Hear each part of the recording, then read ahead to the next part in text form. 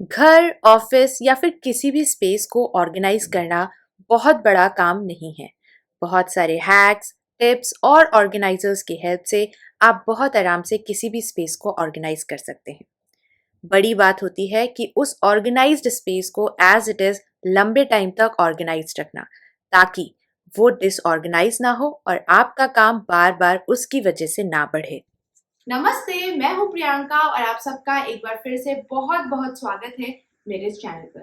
तो आज इस वीडियो में मैं आप सबके साथ में ऐसे ही कुछ ऑर्गेनाइजेशन टिप्स शेयर कर रही हूं, जिसकी हेल्प से आप आपके घर को बहुत लंबे टाइम तक ऑर्गेनाइज करके एज इट इज रख सकते हैं। तो चलिए फिर शुरू करते हैं आज का ये video.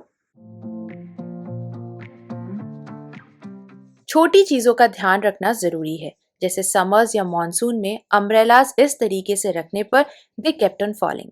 For this you don't need any organiser और बास्केट। आप पुराना मटका यूज कर सकते हैं। एक कॉर्नर पर रखिए और कुछ इस तरीके से उसमें अम्ब्रेलाज ऑर्गेनाइज कर दीजिए, या फिर इसे अच्छे से पेंट करिए, डेकोरेट करिए और इस तरीके से फॉयर या फिर एंट्रेंस पर रख करके जो भी आपके अम्ब्रेलाज हैं उन्हें ऑर्गेनाइज करिए। ये देखने में भी सुंदर लगेगा और इन छोटी छोटी चीजों की वजह से हमारा घर भी बिल्कुल डिसऑर्गेनाइज नहीं होगा।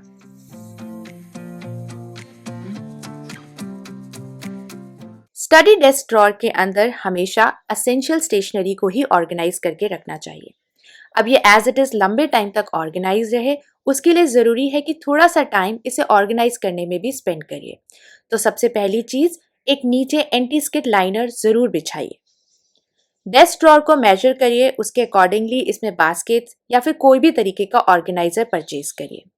इसके अंदर वही सामान रखिए जो कि ज़रूरत का हो। अननेसेसरी पेपर्स या फिर कोई भी तरीके के फाइल या फोल्डर्स को ऑर्गेनाइज बिल्कुल ना करिए। इसे थोड़ा सा चाइल्ड फ्रेंडली बनाना भी ज़रूरी है। यहाँ पर एक बहुत इंपॉर्टेंट टिप, ये एक पेंसिल बॉक्स है जिसके अंदर एसेंशियल जैसे पेंसिल, रूलर, रबर, शार्पनर ये सब चीज़ें रखी हैं, जिसकी वजह से जब मैं शाम को अपने बेटे को होमवर्क करवाती हूँ मुझे अलग से कोई भी चीज़ पिक करने की ज़रूरत नहीं है। बस इस बॉक्स को यहाँ से ग्रैब कर सकते हैं और होमवर्क बहुत ईजिली कंप्लीट हो सकता है।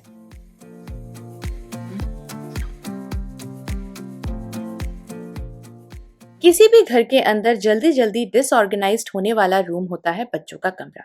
बच्चे छोटे होते हैं जिसकी वजह से उनके टॉयज या स्टेशनरी ऑर्गेनाइज नहीं रह पाती है। तो मैं आपको एक तरीका बताती हूँ पेपर्स को ऑर्गेनाइज करने का। तो आप यूज कर सकते हैं किसी भी साइज का फोल्डर। जैसे यहाँ पर मैंने इसे लेबल करा है ऑरिगेमी शीट से। ऑरिगेमी शीट्स छोटी होती हैं तो छोटे फोल्डर के अंदर ये आराम से फिट हो जाती हैं और फिर इसे लॉक करके लेबल करके आप जहाँ चाहें वहाँ पर रख सकते हैं। इसी तरीके से ये जितने भी स्टिकर्स हैं, मैं इन स्टिकर्स को एक फोल्डर में रख रही हूँ और उसे अच्छे से लेबल भी करूँगी। इसमें है कटआउट्स। अब इसी तरीके से जो पेस्टल शीट्स होती हैं, कलर्ड हो, न्यू हो, पैक में हो, इस तरीके से फोल्डर में रख दीजिए और उसे लेबल ज़रूर करिए।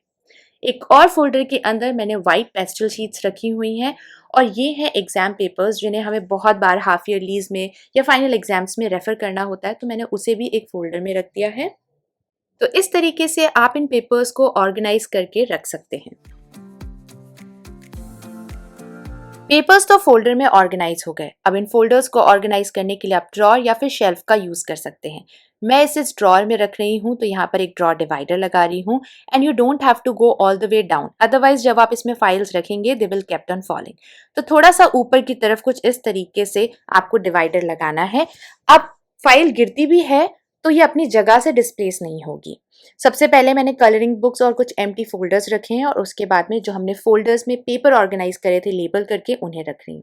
लेबलिंग की वजह से इसे चूज करना बहुत ज़्यादा ईजी हो जाता है और अब आप कितने भी स्पीड में ड्रॉर ओपन करें, चीज़ें अपनी जगह से डिसऑर्गेनाइज या डिस्प्लेस नहीं होगी।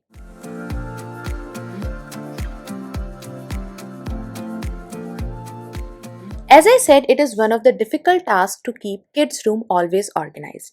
तो किड्स रूम को ऑर्गेनाइज करने से पहले स्पेस को अच्छे से एनालाइज करिए। आप बास्केट्स यूज कर सकते हैं, जैसे कोई भी नई स्टेशनरी है उसे ऑर्गेनाइज करने के लिए।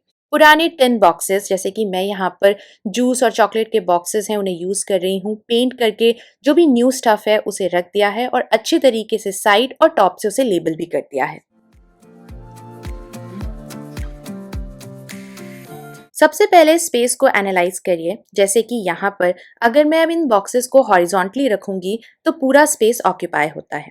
स्टैक करने की वजह से इसको एक्सेस करना काफ़ी ज़्यादा डिफ़िकल्ट हो जाएगा। तो मैंने सोचा कि मैं इन बॉक्सेस को वर्टिकली रखती हूँ। इसकी वजह से सेंटर पे स्पेस मिलेगा।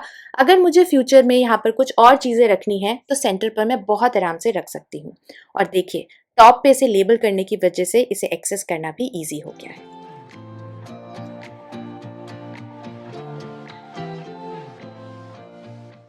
In my experience, one of the most important thing regarding home organization is try to keep all the things which you access frequently at a very accessible point.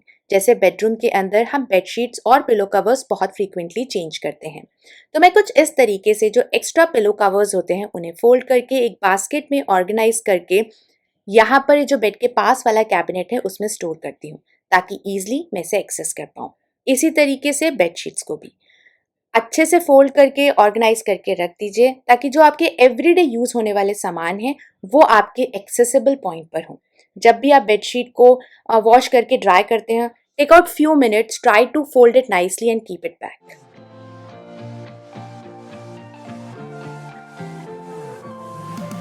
कुछ ऐसे space होते हैं जिन्हें हम frequently access नहीं करते हैं, तो वहां पर हमेशा उन चीज़ों को ऑर्गेनाइज करके रखिए जिन्हें आप बहुत फ्रीक्वेंटली यूज़ नहीं करने वाले हैं। जैसे ये मेरे बेटे का वार्डरोब है जिसका लास्ट सेक्शन मैं यूज़ करती हूँ कुछ इस तरीके से extra laptop bags, school bags या छोटे ट्रैवलिंग बैग्स को ऑर्गेनाइज करने के लिए। कर्टन्स रखकर और हमेशा फ्यूचर ऑर्गेनाइजेशन के लिए कुछ स्पेस वेकेंट भी छोड़ना चाहिए। अब देखिए, इस बास्केट के अंदर मैंने एक्स्ट्रा कुशन कवर्स रखे हैं। बास्केट हटा करके बहुत आराम से पीछे का स्पेस भी एक्सेस किया जा सकता है, जिसमें एक्स्ट्रा कवर्स, रनर्स या रग्स रखे हुए हैं। और लास्ट, इस शेल्फ में मैंने एसी कंफर्टर अच्छी तरीके से रोल करके दोहर या फिर जो कंफर्टर का कवर है उसको रखा हुआ है। अब देखिए, ये एक ऐसा पोर्शन था जहां पर मैंने सिर्फ उसी सामान को रखा है जिसे मैं बहुत फ्रीक्वेंटली यूज नहीं करने वाली हूँ। इसकी वजह से स्पेस भी अच्छे से यूज हो गया। घर को ऑर्गेनाइज रखते टाइम जितना हो सके फ्लोर स्पेस को क्लियर रखना चाहिए। इसके लिए आप वॉल स्पेस को यूज करिए चीज़ों को हैंग करने के लिए। जैसे डोर के पीछे मैं एक छोटा सा आयनिंग बोर्ड और मॉस्किटो नेट यहाँ पर एक नील के ऊपर हैंग करके रखती हूँ। यूज करना भी ईजी है, डोर के पीछे है तो विजिबल भी नहीं रहता है। In my son's room also in the same way I am using the space behind the door, जो कि मैंने आप सबके साथ पहले भी शेयर किया है। कुछ ऐसे टॉयज जिन्हें आप हैंग करके यहाँ पर रख सकते हैं, उन्हें डेफिनेटली हैंग करिए। इन दिस वे आप फ्लोर को जितना ज़्यादा हो सकेगा क्लियर रख पाएंगे।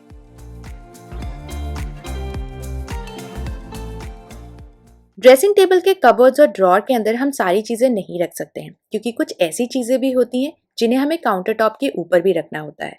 तो उन्हें ऑर्गेनाइज करने के लिए आप इस तरीके का बैम्बू 2-tier लेजी सूजन यूज़ कर सकते हैं, जिसे मैंने होम सेंटर से परचेज किया था for my kitchen, but somehow I was not able to use it inside my kitchen. That's why I am using it here to organise my dresser. और टॉप में comb, lotion, hair serum, mask, ये सब चीज़ें रख करके जो daily essentials हैं उन्हें ऑर्गेनाइज कर दिया। और ये रोटेट हो सकता है तो इसे ईजिली एक्सेस भी किया जा सकता है। Try not to keep unnecessary things on your counter top. इस बास्केट के अंदर स्कूल बेल्ट, टूथब्रश चार्जर और एक वॉच रखी है। That's it. कम चीज़ें रखने से चीज़ें ऑर्गेनाइज्ड और घर क्लीन भी रहता है।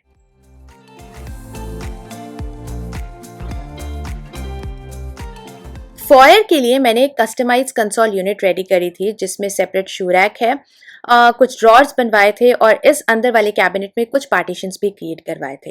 बट आप ये जो बड़ा वाला एक यूनिट देख रहे हो जिसमें कोई शेल्फ नहीं है, इसे मैंने रेडी करवाया था स्पेशली बैग्स को वर्टिकली रखने के लिए। बट बिकॉज इसमें कोई सपोर्ट नहीं है, जिसकी वजह से bags were kept on falling और मैं इस एरिया को यूटिलाइज नहीं कर पा रही थी। सो अगर ऐसा कोई स्पेस आपके पास है तो थोड़ा सा आउट ऑफ द बॉक्स सोचना चाहिए। तो मेरे पास ये जो बैम्बू के ड्रॉ डिवाइडर्स हैं, मैंने इन्हें यूज करा, एकदम नीचे की तरफ कुछ इस तरीके से इसे फिक्स किया और इसकी वजह से देखिए बैग्स कितने आराम से इसे सपोर्ट भी मिल जाता है, स्टैंड भी करते हैं, एक भी स्ट्रैप बाहर नहीं आता है। और अब मैं इस एरिया को बहुत अच्छी तरीके से, जिस वजह से मैंने बनवाया था, मैं उस कारण से इसे यूज कर पा रही हूँ। तो थोड़ा सा कभी कभी जब हम ऑर्गेनाइजेशन सिस्टम को बहुत अच्छे से फॉलो करते हैं तो घर भी ऑर्गेनाइज रहता है। Labeling plays an important role in any home organization system. अगर घर में बहुत सारे लोग हैं और किसी एक स्पेस को मल्टीपल लोग यूज़ करते हैं तो लेबलिंग होनी बहुत ज़्यादा ज़रूरी है। उस लेबलिंग की वजह से ही चीज़ें वापस अपनी जगह पर आ पाती हैं। इसी तरीके से किचन के अंदर जो कंटेनर्स होते हैं उन्हें प्रॉपरली लेबल करिए। इसका एक और फ़ायदा भी होता है, जैसे इस कंटेनर में अरहर दाल लेबल्ड है और अरहर दाल ख़त्म हो गई है, so I know that I have to mention this in my grocery list. इसी तरीके से आपका जो वार्डरोब है उसे आपको बिल्कुल लेबल करने की ज़रूरत नहीं है, क्योंकि वो एक ऐसा स्पेस है जिसे सिर्फ आप ही एक्सेस करने वाले हो। तो unnecessary labelling is also not required.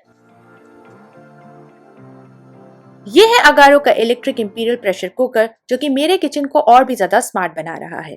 सबसे पहले आता है इसमें ये स्टेनलेस स्टील का कुकिंग पॉट, जिसकी कैपेसिटी है 5 लीटर्स। कुछ इस तरीके से आपको इस कुकिंग पॉट को मेन बॉडी के अंदर इंसर्ट करना है। नेक्स्ट ये है एक स्टैंड, जिसे कुछ इस तरीके से आप इंसर्ट कर सकते हैं और इसके ऊपर रख सकते हैं आप ये स्टीमिंग बास्केट, जिसमें आप मोमोज, ढोकला या इडली बहुत आराम से स्टीम करके बना सकते हैं। अब इन गर्म बर्तनों को उठाने के लिए आते हैं इस तरीके के सिलिकॉन मिट्स, जिसकी हेल्प से आप इन्हें बहुत ईजिली लिफ्ट कर सकते हैं। आते हैं 2 स्पून्स और लास्ट में आता है ये एक मेजरिंग कप। इस लिड के ऊपर एक मार्किंग गिवन है, जिसे आप प्रॉपरली अलाइन करके इस लिड को क्लोज कर सकते हैं।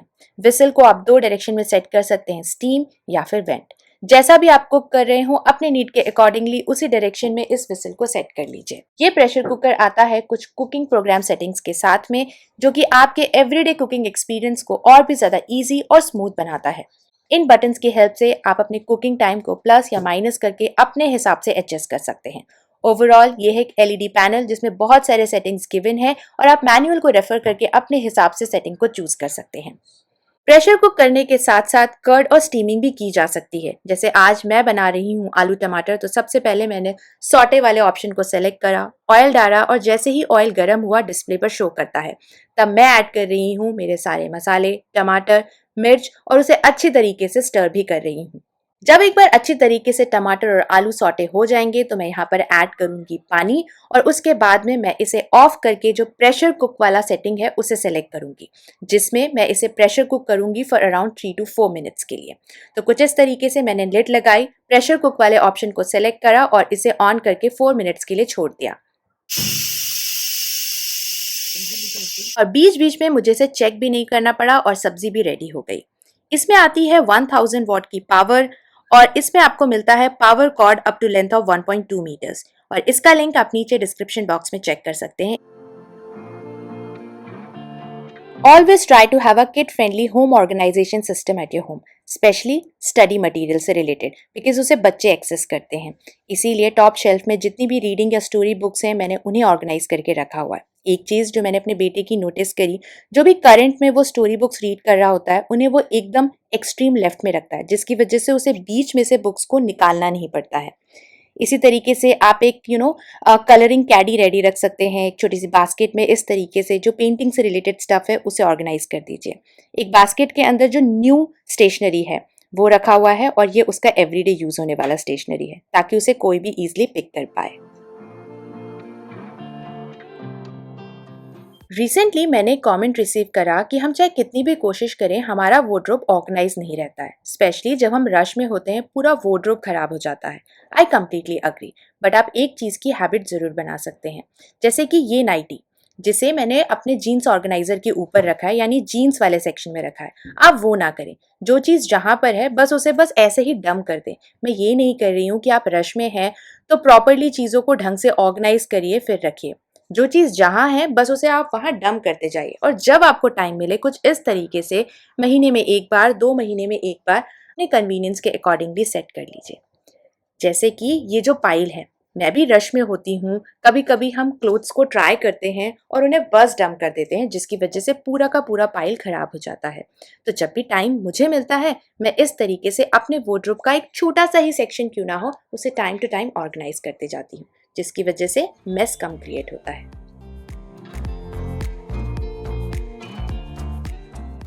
तो ये था आज का वीडियो एंड आई होप कि आज इस वीडियो में दिखाए गए टिप्स आप सबके लिए यूजफुल होंगे। अगर आपको ये वीडियो अच्छा लगा है तो please like, share and subscribe to my channel. You can also follow us on Instagram and Facebook for more video related updates. I will see you next time with another exciting video. Till then, enjoy, take care and bye bye.